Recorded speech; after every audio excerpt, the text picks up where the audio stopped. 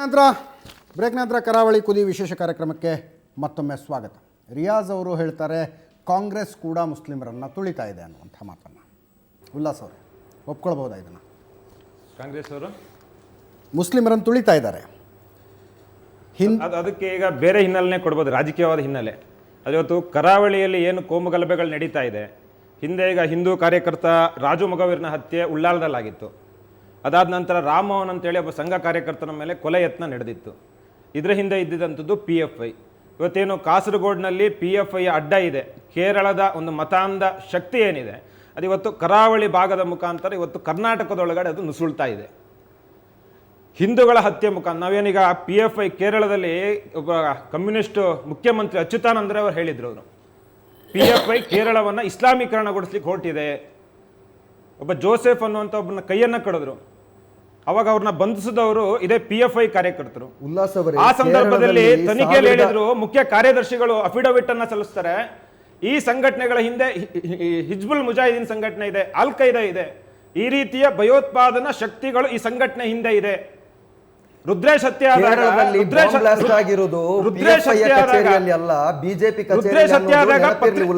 ಪತ್ರಿಕೆಗಳೆಲ್ಲ ಬಂದಿತ್ತು.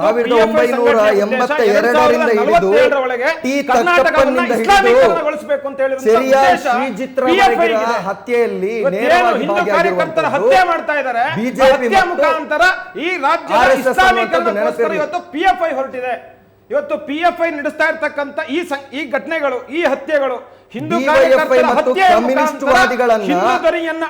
ಕಳೆದ 35 ವರ್ಷಗಳಲ್ಲಿ 300 ಮಂದಿ ವರ್ಷಕ್ಕೆ ರಾಜ್ಯದಲ್ಲಿ ಅನೇಕ ಕೊಲೆ ಮಾಡಿರುವಂತದ್ದು ಬಿಜೆಪಿ ಅವರು. ಅನೇಕ ಘಟನಾವಳಿಗಳೇ ಈ ಕೊಲೆ ಒಂದು ಭಾಗ ಆದ್ರೆ ICS ಬಗ್ಗೆ ಏನು ಹೇಳ್ತಾರೆ, ಈ ಕೊಲೆಗಳು ಒಂದು ಭಾಗ ಆದ್ರೆ ನಿಲ್ಲುವವರು RSS ನವರು, ಕೊಲೆಗಳು ಒಂದು ಭಾಗ ಆದ್ರೆ ಇವರು ಹಿಂದೂ ರಕ್ಷಕರು ಅಂತ ಒಂದ್ ಕಡೆ ಹೇಳ್ತಾರೆ.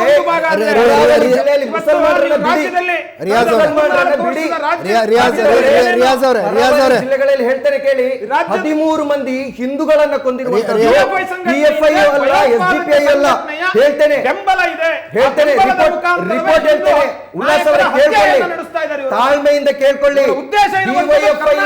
ಭಾರತದ ಇಸ್ಲಾಮೀಕರಣ DYFI ಮುಖವಾಡ ಮಾತ್ರ, ಸಾಮಾಜಿಕ ಮುಖವಾಡ ಇವರು.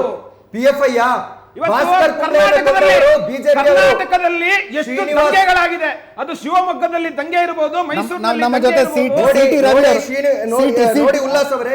ಅಲ್ಲ, ಒಂದ್ ನಿಮಿಷ ಸರ್, ಒಂದ್ ನಿಮಿಷ ಇದೇ ಪ್ರಶ್ನೆಯನ್ನ ಕೇಳಿ, ಇದೇ ಪ್ರಶ್ನೆಯನ್ನ ಕೇಳಿ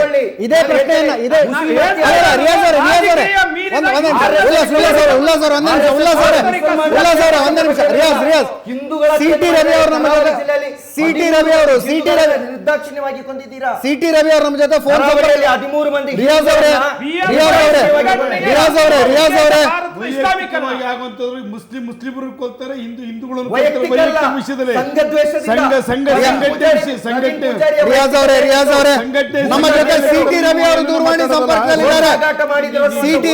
ದೂರವಾಣಿ ಸಂಪರ್ಕದಲ್ಲಿದ್ದಾರೆ. ಈ ಪ್ರಶ್ನೆ ನೀವು CT ರವಿ ಅವರಿಗೂ ಕೇಳಬಹುದು. ದೂರವಾಣಿ ಸಂಪರ್ಕದಲ್ಲಿ CT ರವಿ ಅವರು ಇದ್ದಾರೆ. CT ರವಿ ಅವರೇ ನಮಸ್ಕಾರ, ಹೇಳಿ. ಸೆಕ್ಷನ್ 144ಗೆ ಕನಿಷ್ಠ ಗೌರವವನ್ನಾದರೂ ಕೊಡಬೇಕಿತ್ತು ಸರ್. ನಿನ್ನೆ ನಿಷೇಧಾಜ್ಞೆಗೆ ಕನಿಷ್ಠ ಗೌರವವನ್ನಾದರೂ ಕೊಡಬೇಕಿತ್ತು. ಅದು ಅಲ್ಲಿನ ಪೊಲೀಸರು ಶಾಂತಿ ಸುವ್ಯವಸ್ಥೆ ಕಾಪಾಡಿಕೊಳ್ಳೋದಕ್ಕೆ ತೆಗೆದುಕೊಂಡಂತಹ ಕ್ರಮ ಆಗಿತ್ತು. ಮತ್ತು ಒಬ್ಬನ ಸಾವನ್ನ ವಿಜಯೋತ್ಸವದ ರೀತಿಯಲ್ಲಿ ಆಚರಿಸಿದ್ದು ತಪ್ಪಲ್ವಾ? ಮೊದಲನೇ ಬಾರಿಗೆ ನಿಷೇಧಾಜ್ಞೆ ಹಾಕಿದ್ದಲ್ಲ, ಅದು ಕಳೆದ 1.5 ತಿಂಗಳಿಂದ ನಿಷೇಧಾಜ್ಞೆ ಇದೆ. ಈ ಹಿಂದೆ ಪ್ರತಿಭಟನೆಯನ್ನ ಮಾಡಬೇಕು ಅಂತಿದ್ದವರು ನಿಷೇಧಾಜ್ಞೆ ಇದ್ದಾಗ ಕೈ ಬಿಟ್ಟಿದ್ರು. ನಿರಂತರವಾಗಿ ಹತ್ಯೆ ಮುಂದುವರಿತಾ ಬಂದಾಗ ಸಾತ್ವಿಕ ಪ್ರತಿಭಟನೆ ಪ್ರಜಾಪ್ರಭುತ್ವ ವ್ಯವಸ್ಥೆ ಅಡಿನಲ್ಲಿ ಸಲ್ಲಿಸಬೇಕಾಗಿರ್ತಕ್ಕಂಥದ್ದು ಸರ್ಕಾರವನ್ನ ಜಾಗೃತಗೊಳಿಸಬೇಕಾಗಿರ್ತಕ್ಕಂಥ ಜವಾಬ್ದಾರಿ ಇತ್ತು. ಆ ಹಿನ್ನೆಲೆಯಲ್ಲಿ ನಿಷೇಧಾಜ್ಞೆಯನ್ನು ಉಲ್ಲಂಘಿಸಿ ಗಂಭೀರತೆಯನ್ನು ಅರ್ಥ ಮಾಡಿಸುವಂತ ಪ್ರಯತ್ನ ಮಾಡಿದ್ದಾರೆ. ಅದು ತಪ್ಪು ಅಂತ ಭಾವಿಸ್ತೀರಿ ನಾವು. ಹಾಗಾದ್ರೆ ನಿನ್ನೆ ಮುಖ್ಯಮಂತ್ರಿಗಳು ಮಾಡಿದ ಸಭೆನೂ ಸರಿನಾ ಸರ್? ಮುಖ್ಯಮಂತ್ರಿಗಳು ಅವರು ಹೇಳಿದ ಹೇಳಿಕೆ, ಅವರು ಇತ್ತೀಚೆಗೆ ಒಂದು ರೀತಿಯಲ್ಲಿ ಅವ್ರ ಸ್ವಭಾವದಲ್ಲಿ ವಾಸ್ತವಿಕತೆಯನ್ನು ಅರ್ಥ ಮಾಡ್ಕೊಳ್ಳದೆ ಇರುವಂತ ಸ್ಥಿತಿಗೆ ತಲುಪಿದ್ದಾರೆ ಅಂತಕ್ಕಂಥದ್ದು ಅರ್ಥ ಆಗುತ್ತೆ. ಅವರು PFIನ ಮತ್ತು RSSನ ಒಂದೇ ದೃಷ್ಟಿಯಲ್ಲಿ ನೋಡ್ತಾ ಇದ್ದಾರೆ. PFI ಹಿಂದ್ಗಡೆ ಇರ್ತಕ್ಕಂಥದ್ದು ತಾಲಿಬಾನ್ ಮಾದರಿ ಶಕ್ತಿಗಳು, ಅವ್ರ ಲಿಂಕ್ ISIS ಜೊತೆಗಿದೆ. ಅವರು ಯಾವ ಹಿನ್ನೆಲೆಯಲ್ಲಿ ಆ ಚಟುವಟಿಕೆ ಮಾಡ್ತಿದ್ದಾರೆ ಅನ್ನೋದು ಅರ್ಥ ಆಗದೆ ಇದ್ರೆ ಸಿದ್ದರಾಮಯ್ಯನವರು ಕಾಲ್ಗಟ್ಟದಲ್ಲಿ ಹೆಂಗೋ ನಡೆದು ಹೋಗ್ಬೋದು. ರಾಕೇಶ್ ಸಿದ್ದರಾಮಯ್ಯನವರು ಅಂತವ್ರು ಈ ದೇಶದಲ್ಲಿ ಅಸ್ತಿತ್ವ ಉಳಿಸ್ಕೊಳ್ಳೋದು ಕೂಡ ಕಷ್ಟ ಆಗುತ್ತೆ. ಸಿ ಟಿ ರವಿ ಮಕ್ಕಳು ಕೂಡ ಅಸ್ತಿತ್ವ ಉಳಿಸ್ಕೊಳ್ಳೋದು ಕಷ್ಟ ಆಗುತ್ತೆ. ಸಿ ಟಿ ರವಿ ಅವರ ಗೌರವ ಕೊಡದಂತಹ ವ್ಯಕ್ತಿಗಳು 144 ಸೆಕ್ಷನ್ಗೆ ಎಲ್ಲಿ ಸರ್ ಗೌರವ ಕೊಡ್ತಾರೆ? ಒಂದು ಶವಯಾತ್ರೆ ಹೆಸರಿನಲ್ಲಿ ಮಾರಣಾಂತಿ ಕಲ್ಲು ತೂರಾಟಗಳು ಎಲ್ಲ ನಡೀತದೆ ಅಂತ ಹೇಳಿದ್ರೆ ನೋಡಿ, ಶವದ ಹಿಂದೆ ಹೋಗುವವರು ಹೂಗುಕ್ಕೆಗಳನ್ನ ನಾ ಹೇಳ್ತೇನೆ,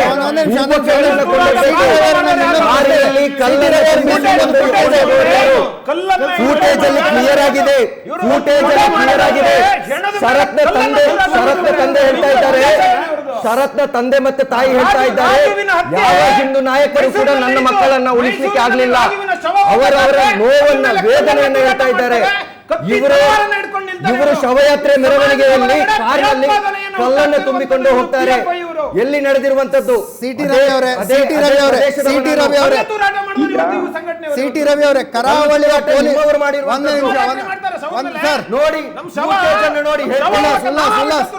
ನಿಮ್ದು ಹಣೆ ಬರನೇ ಅಷ್ಟು. ನೀವೇ ಕೊಲೆ ಮಾಡ್ತೀರಾ, ನೀವೇ ಕರಾವಳಿಯ ಪೊಲೀಸ್ ವ್ಯವಸ್ಥೆ ಮೇಲೆ ತಮಗೆ ನಂಬಿಕೆ ಇದೆಯೋ ಇಲ್ವೋ? ರಿಯಾಜ್ ಅವರೇ ಒಂದ್ ನಿಮಿಷ ರಿಯಾಜ್ ಅವರೇ ಉಲ್ಲಾಸ್ ಅವರೇ ಒಂದ್ ನಿಮಿಷ. ಸಿ ಟಿ ರವಿ ಅವರೇ ಕರಾವಳಿಯ ಪೊಲೀಸ್ ವ್ಯವಸ್ಥೆಯ ಮೇಲೆ ತಮಗೆ ನಂಬಿಕೆ ಇದೆಯೋ ಇಲ್ವೋ? ರಾಜ್ಯದ ಪೊಲೀಸ್ ವ್ಯವಸ್ಥೆಯ ಮೇಲೆ ನಂಬಿಕೆ ಇದೆ. ಆ ವ್ಯವಸ್ಥೆಯ ಮೇಲುಸ್ತುವಾರಿ ವಹಿಸಿರೋರ ಬಗ್ಗೆ ನಮಗೆ ನಂಬಿಕೆ ಇಲ್ಲ. ಸ್ವಲ್ಪ ಕೇಳಿ ಯಾಕೆ ಅಂತೇಳಿ. ಯಾಕೆ? ದೀನ್ದರ್ ಅಂಜುಮನ್ ಸಿದ್ದಿಕಿ ಅಂತಕ್ಕಂಥ ಒಂದು ಸಂಘಟನೆ ಬಾಂಬ್ ಬ್ಲಾಸ್ಟ್, ಚರ್ಚ್ ಬಾಂಬ್ ಸ್ಫೋಟ ನಡೆಸಿತು. ಅದು ಪತ್ತೆ ಆಗೋಕ್ಕಿಂತ ಮುಂಚೆ ರಾಜ್ಯದ ಗೃಹ ಸಚಿವರು ಇದೆಲ್ಲ RSS ಕೈವಾಡ ಅಂತ ಹೇಳಿಕೆ ಕೊಟ್ಟರು. ಎಸ್ ಎನ್ ಕೃಷ್ಣ ಅವರು ಮುಖ್ಯಮಂತ್ರಿಯಾಗಿದ್ರು, ಶ್ರೀ ಮಲ್ಲಿಕಾರ್ಜುನ್ ಖರ್ಗೆ ಅವರು ಗೃಹ ಸಚಿವರಾಗಿದ್ರು. ತನಿಖೆಗೆ ಮುಂಚೆನೆ ಇವರು ರಿಪೋರ್ಟ್ ಕೊಟ್ಬಿಟ್ರು. ಆಮೇಲೆ ಆಕಸ್ಮಿಕವಾಗಿ ಬಾಂಬ್ ಸ್ಫೋಟ ನಡೆದ ಸಂದರ್ಭದಲ್ಲಿ ಆ ದೀನ್ದರ್ ಅಂಜುಮನ್ ಸಿದ್ದಿಕಿ ಕೈವಾಡ, ಅದು ಪಾಕಿಸ್ತಾನ ಮೂಲದಿಂದ ಟ್ರೈನಿಂಗ್ ಪಡೆದಿರ್ತಕ್ಕಂಥದ್ದು, ಇವೆಲ್ಲವೂ ಪತ್ತೆ ಆಯ್ತು. ಪತ್ತೆ ಆದ ನಂತರ ಸಾರ್ವಜನಿಕ ಕ್ಷಮೆಯನ್ನೂ ಕೇಳಲಿಲ್ಲ, ಒಂದು ಕನಿಷ್ಠ ಸಾರ್ವಜನಿಕ ಕ್ಷಮೆಯನ್ನು. ಹೀಗೆ ಇವತ್ತು ಇರ್ಷಾದವರು ಏನು ಆಪಾದನೆ ಮಾಡ್ತಾ ಇದ್ದಾರೆ, ಇದೇ ರೀತಿಯ ಆಪಾದನೆಗಳು ಅವರಿಗೆ ದೇಶಭಕ್ತ ಸಂಘಟನೆಗಳು ಮತ್ತು ದೇಶದ್ರೋಹಿ ಸಂಘಟನೆಗಳ ನಡುವಿನ ವ್ಯತ್ಯಾಸ ಗೊತ್ತಿಲ್ಲದೆ ಸಿ ಟಿ ರವಿ ಅವರೇ ವರ್ತಮಾನಕ್ಕೆ ಬರೋಣ. ಪೂರ್ಣ ಮಾಡ್ಲಿಕ್ಕೆ ಬಿಡಿ. ಶವದ ಜೊತೆನಲ್ಲಿ ರಾಜಕಾರಣ ಮಾಡಿ ಆ ಸಂಘಟನೆ ನಿಷೇಧ ಕೂಡ ಆಯ್ತು. ಸಿ ಟಿ ರವಿ ಅವರ ಆ ಸಂಘಟನೆ ನಿಷೇಧ ಕೂಡ ಆಯ್ತು. ದುರಂತ ಏನು ಅಂತ ಹೇಳಿದ್ರೆ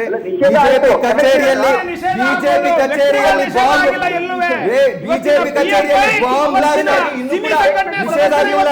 ಅದು ಈ ರಾಜ್ಯದ ಕೇರಳದ ಬಿಜೆಪಿ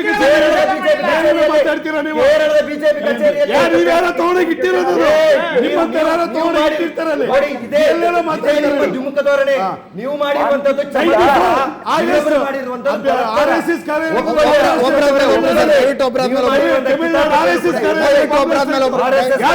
ಬಿಜೆಪಿ ಕಚೇರಿಯಲ್ಲಿ ಬಾಂಬ್ ಬ್ಲಾಸ್ಟ್ ಅದನ್ನ ಒಪ್ಕೊಳ್ಳಿ. ಯಾರ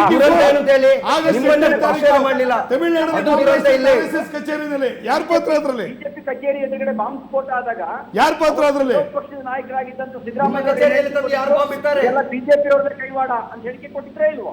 ಉಗ್ರಪ್ಪ ಸಿದ್ದರಾಮಯ್ಯ ಹೇಳಿಕೆ ಕೊಟ್ಟಿದ್ರು. ಹೇಳಿಕೆ ಕೊಟ್ಟಿದ್ರೆ ಇಲ್ವೋ? ಹೇಳಿಕೆಯಿಂದ ಏನು ಪ್ರಯೋಜನ?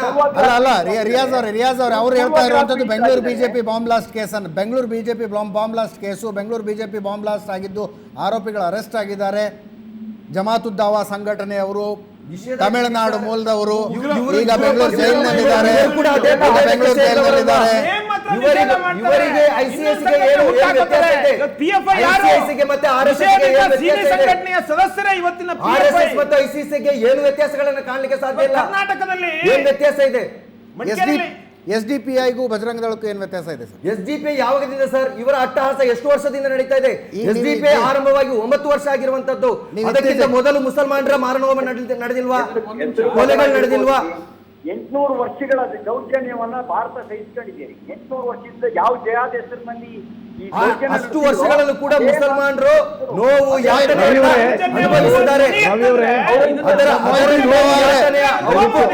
ಮೊಹಿದ್ದೀನ್ ಬಾವ ಅವರೇ, ಸಿ ಟಿ ರವಿ ಅವರೇ, ಮೊಹಿದ್ದೀನ್ ಬಾವ ಕೂಡ ನಮ್ಮ ಜೊತೆ ನೇರ ಸಂಪರ್ಕದಲ್ಲಿದ್ದಾರೆ. ಅವ್ರ ಧ್ವನಿ ಕೇಳಿಸುತ್ತೆ ತಮಗೆ? ರವಿಯವರೇ, ದಯವಿಟ್ಟು ತಾವು ಒಂದು ಪ್ರಬುದ್ಧ ಶಾಸಕರಿದ್ದೀರಾ. ದಯವಿಟ್ಟು ನಾವು ಇವತ್ತು BJP ಹಿಂದೂಗಳ ಆಸ್ತಿಯೇನಲ್ಲ, ಅಥವಾ ಮುಸ್ಲಿಮಾನರದ್ದು ಆಸ್ತಿಯೇನು SDPI ಅಲ್ಲ. ಇದನ್ನೆಲ್ಲ ಬಿಟ್ಟುಕೊಂಡು ತಾವು ಒಂದು ಶಾಸಕರಿದ್ದೀರಾ, ದಯವಿಟ್ಟು ನಾವು ಜಲವಂತ ಇರುವಂತಹ ಸಮಸ್ಯೆಗೆ ಇಲ್ಲಿ ನಾವು ಜನರೆದುರಿಗೆ ಕೂತ್ಕೊಂಡು ಇಲ್ಲಿನೂ ನಾವು ಯುದ್ಧ ಸಾರುವಂತಹ ಒಂದು ವ್ಯವಸ್ಥೆ ಆದರೆ ನಾಗರಿಕರು ನೋಡುವವರು ಏನಂತೇಳಿ ಹೇಳ್ತಾರೆ ಅಂತ ಹೇಳುವಂತಹ ಮಾತನ್ನು ಅರ್ಥ ಮಾಡಿಕೊಳ್ಬೇಕು. ಇವತ್ತು ಈ ದಕ್ಷಿಣ ಕನ್ನಡ ಜಿಲ್ಲೆಯಲ್ಲಿ ಆಗುತ್ತಿರುವಂತಹ ಪ್ರತಿಯೊಂದು ಘಟನೆಗಳನ್ನು ತಾವು ಅರ್ಥ ಮಾಡ್ಕೊಳ್ಬೇಕು. ಯಾವ ರೀತಿಯಲ್ಲಿ ಯಾವುದಾದ್ರೂ ಒಂದು ಕೇಳ್ತೇನೆ, ಒಂದು ಕಡೆ ನಾನು ಕೇಳ್ತಾ ಇದ್ದೇನೆ, ಮಾರಣ ಹೋಮಗಳು ನಡೀತಾ ಇದೆ, ಪಾಪ ಅಮಾಯಕರು ಸಾಯ್ತಾ ಇದ್ದಾರೆ. ಇದರಲ್ಲಿ ಎರಡು ಕಡೆಯಿಂದಲೂ ಅಮಾಯಕರು ಸಾಯ್ತಾ ಇದ್ದಾರೆ. ಬದುಕು ಹಕ್ಕನ್ನು ಕೊಟ್ಟಿರುವಂತಹ ಈ ಒಂದು ನಾಡಿನಲ್ಲಿ ಇಂತಹ ದುಷ್ಕೃತ್ಯಗಳು ಆಗುತ್ತಿರುವಂತಹದ್ದು ತಡೆಯಬೇಕು. ಅದಕ್ಕಾಗಿ ದಯವಿಟ್ಟು ಎಲ್ಲ ಪಕ್ಷಗಳು, ಅದು SDPI ಇರ್ಬೋದು, BJP ಇರ್ಬೋದು ಅಥವಾ ಬಜರಂಗದಲ್ಲಿರ್ಬೋದು, ಎಲ್ಲರೂ ಇವತ್ತು ಶಾಂತಿಯನ್ನು ಕಾಪಾಡಲಿಕ್ಕಾಗಿ ಈ ಜಿಲ್ಲೆಯಲ್ಲಿ ಮುಖ್ಯವಾದ ಒಂದು ಕಾರ್ಯಕ್ರಮವನ್ನು ಯಾಕೆ ರೂಪಿಸ್ತಾ ಇಲ್ಲ? ಬರೇ ಉಗ್ರವಾದ ಭಾಷಣಗಳನ್ನು ಹಾಗೆ ಮಾಡಿದ್ರೆ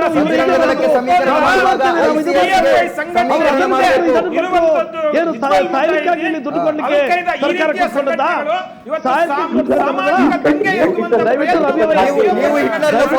ಶಾಸಕರಿದ್ದೀರಾ,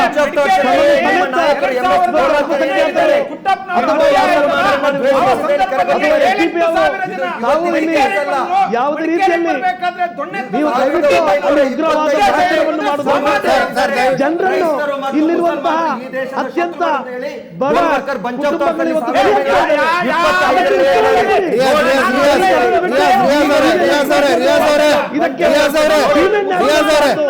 ಯಾರ್ಯಾರ ಪುಸ್ತಕದಲ್ಲಿ ಏನೇನು ಬರೆದಿದೆ ಅಂತ ನೋಡ್ತಾ ಹೋದ್ರೆ ಏನೇನು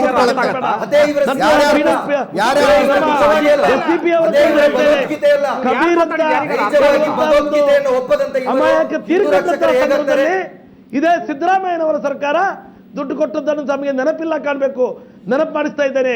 ಇವತ್ತು ಕಾಂಗ್ರೆಸ್ ಪಕ್ಷ ಜಾತಿ ಮತ ಭೇದಗಳನ್ನು ಮಿಟ್ಟಿ ಮೀರಿ ಇವತ್ತು ಈ ಭಾಗದಲ್ಲಿ ಸರ್ವರಿಗೂ ಒಂದು ನೆಲೆ ಆಗಬೇಕು ಅಂತ ಹೇಳುವಂತಹ ನೆಲೆಯಲ್ಲಿ ಇವತ್ತು ಕಾರ್ಯ ಮಾಡುತ್ತಿರುವಂತಹ ಸಂದರ್ಭದಲ್ಲಿ ಹಿಂದೂಗಳನ್ನು ತಮ್ಮ ಆಸ್ತಿಯಂತೆ ಪರಿಗಣಿಸಿಕೊಂಡು ಮುಸ್ಲಿಮರನ್ನು ತಮ್ಮ ಆಸ್ತಿಯಂತೆ ಪರಿಗಣಿಸಿಕೊಂಡು ಮಾಡುವಂತಹದ್ದು ಇವತ್ತು ರಾಜಕೀಯಕ್ಕಾಗಿ ಈ ಒಂದು ಅಧಿಕಾರಕ್ಕಾಗಿ ಮಾಡುತ್ತಿರುವಂತಹ ಈ ದೊಡ್ಡ ತಪ್ಪನ್ನು ತಾವುಗಳು ಬಿಟ್ಟು ಬಿಡಿ. ಬಹುಶಃ ನಾವೆಲ್ಲರೂ ಇವತ್ತೊಂದು ಈ ಬದುಕನ್ನು ಬದುಕಲಿಕ್ಕೆ ಬಂದಿದ್ದೇವೆ. ಒಬ್ಬರನ್ನು ಕೊಲ್ಲುವಂತ ಹಕ್ಕನ್ನು ಗೀತೆಯಲ್ಲಿ ಹೇಳಿಲ್ಲ,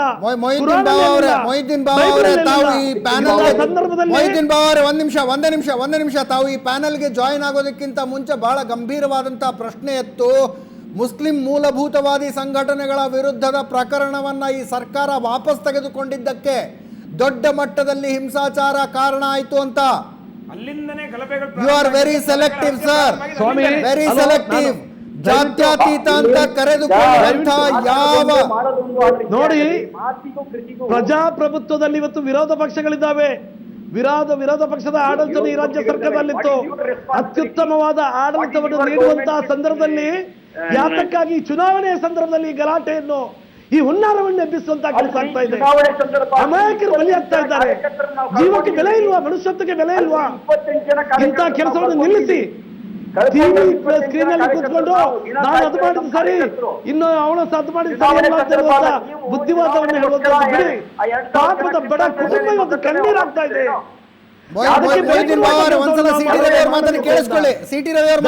ಕೇಳಿಸ್ಕೊಳ್ಳಿ ನೋಡಿ, ನಿಮ್ಮ ಸರ್ಕಾರ ಮತ ಬ್ಯಾಂಕ್ ರಾಜಕಾರಣ ಓಲೈಕೆ ಮಾಡೋದನ್ನು ಬಿಟ್ಟು ಹಾಲು ನೀರು ಈ ರೀತಿ ಹಂಸಕ್ಷೀರ ನ್ಯಾಯದಂತೆ ನ್ಯಾಯವನ್ನ ನೋಡ್ತಕ್ಕಂಥ ದೃಷ್ಟಿಯನ್ನು ಬೆಳೆಸ್ಕೊಂಡ್ರೆ ಈ ಗಲಭೆಗೆ ಕಡಿವಾಣ ಹಾಕ್ಬೋದು. ಇಲ್ಲದೇ ಇದ್ರೆ ವೋಟ್ ಬ್ಯಾಂಕ್ ರಾಜಕಾರಣ ದೃಷ್ಟಿಯಿಂದ ಮತೀಯ ಶಕ್ತಿಗಳು ಬೆಳೆಸೋ ಕೆಲಸ ಮಾಡಿದ್ರೆ, ISI ಅಂತ ಅವ್ರನ್ನ ವೋಟ್ ಸಿಗುತ್ತೆ ಅಂತ ಬೆಂಬಲಿಸುವಂತ ಕೆಲಸ ಮಾಡಿದ್ರೆ ದೇಶನೂ ಉಳಿಯಲ್ಲ. ನೋಡಿ, ಇದು ಕೇವಲ ಹಿಂದೂಗಳಿಗೆ ಮಾತ್ರ ಅಪಾಯ ಅಲ್ಲ.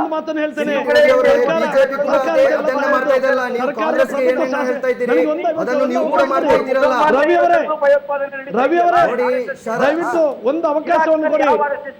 ದಯವಿಟ್ಟು ನಾನು ರವಿ ಅವರಲ್ಲಿ ಕೇಳೋದು, ಅದಕ್ಕೆ ಕೇಳುವಂತಹದ್ದು ನಾನು ನಿಮ್ಮಲ್ಲಿ ಒಂದು, ರವಿ ಅವರೇ ದಯವಿಟ್ಟು ನಿಮ್ಮಲ್ಲಿ ಒಂದು ಕೇಳುವಂತಹದ್ದು, ಸರಿ ಕರಾವಳಿಗೆ ಬನ್ನಿ.